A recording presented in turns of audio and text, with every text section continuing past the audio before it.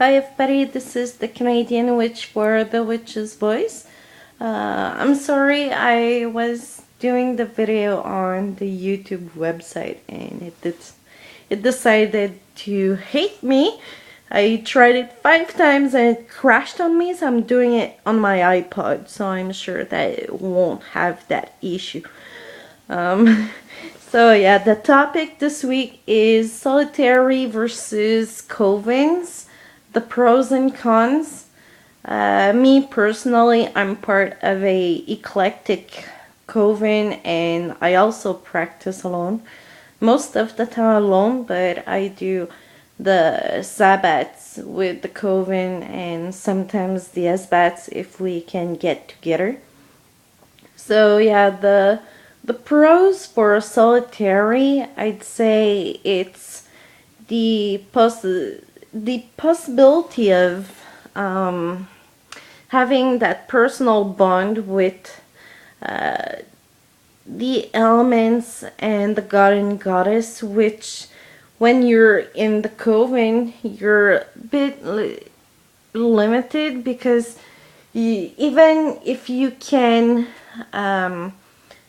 cast every element, you're still not alone. You can't have that personal moment with it. So that's a con for the coven and pro for solitary. Also, another pro for solitary would be that you don't have to be stuck by rules, let's say. Like some covens that are that has degrees, like Garnerian, Alexandrian, covens like that from those traditions. Let's say if you're a degree 1, you don't do in the coven what degree 2 and 3 would be doing. So it's sad because when you're alone, when you're a solitary witch, Wiccan, whatever, you can do it all on your own, and it's something that is important in my mind to be able to do it all, because you cannot always rely on others to be part of a ritual, because if you always rely on others, let's say the coven stops and that you never really had the practice on your own. When you become a solitary practitioner because the coven stopped, you could feel weird of doing the ritual on your own. While it's, hey, don't bite me. Sorry, my cat. Yeah, so it's something that is important to be able to know that you can do it all on your own. Also, as solitary, you don't have the issue of age. When you're a minor, for example, not all covens will accept the minors.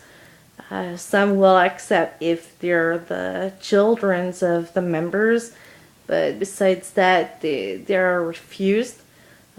In my coven, we have the daughters of one of the member, but we also had minors that became adults, but we don't refuse them, and I think it's good for minors to have the experience of a coven to get an idea of how people work in group and to do rituals. And sometimes when you start, especially teenagers, you could be shy of or feel like not good to do something, and as a group, you, even if you just participate halfway participate, let's say, you still get that experience, and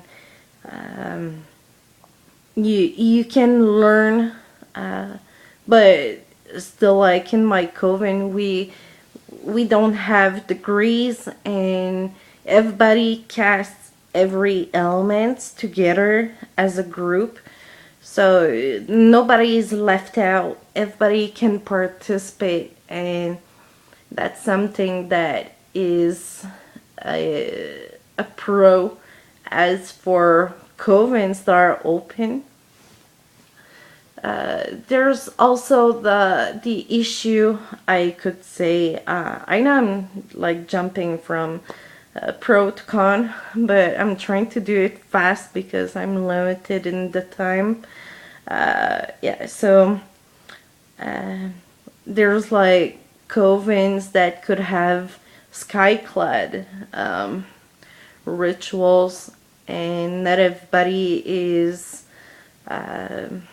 feeling good about it. And you, as the solitary, you can choose to be skyclad or not, but in a coven, if the coven decides to do skyclad, stop it! Sorry, keeps biting me. Yeah, fuck, what I was saying. Oh yeah, if you're solitary, you can choose to do rituals, skyclad or not, and you're alone, so who cares? But in a coven, if the coven decides to do skyclad rituals and that you don't feel good with that, well, it would be really important that to talk with the coven about it, because nobody can force you to get naked. It's a individual rule. Well, not rule, but like it's your own choice. Nobody can force you to do it. And yeah, and a pro for covens, I would say, also is that you get a bond with the people more than with the elements. Like, for example, when you charge a charm or your jewelry as a coven, you can have the other members charge it also, like your tarot cards or the jewelry or the charm. So I don't know, let's say you're looking for a job and that you have a charm for that. So you have to trust the people around you in your coven, because you wouldn't give something that is so personal to you to someone that would do the exact opposite and like wish you bad. So it's something that I think is great as a coven, to be able to share that part of yourself with others that you don't have access to when you're solitary on your own. Also, it's great for raising energy when you want to really raise a lot of energy.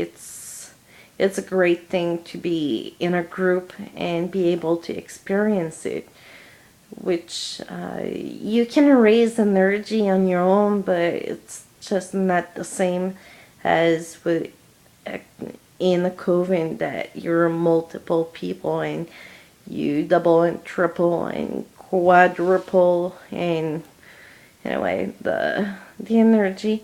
So yeah, it's I think I went through pretty much everything that I was going to say. I don't know if I forgot some things. After 5 repeats of the video, I'm a bit lost and I'm so tired. But yeah, so if I think of other things that I forgot, I'm gonna write it in the comments of the video so you can read more if I think of more that I forgot. So watch Lady Grave Dancer tomorrow. So until then, take care, blessed be, bye.